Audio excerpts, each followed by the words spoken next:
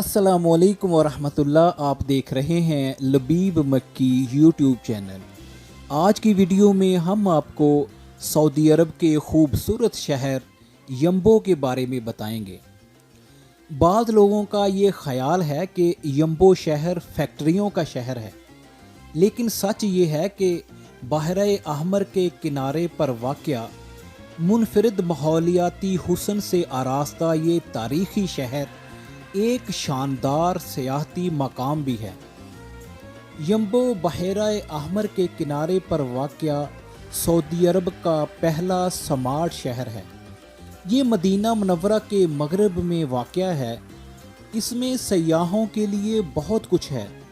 शहर की खूबसूरत झील, इसकी आबशारें, सरसब्ज़ो शादाब मनाजिर, रात को चमकती धमकती रोशनियाँ, खूबसूरत मकामात, बच्चों के लिए खेल के मैदान और सबसे बढ़कर समंदर के किनारे बनाया गया इंतहाई खूबसूरत और दिलकश कार्निश का मंजर है, यानी बीच का नज़ारा है।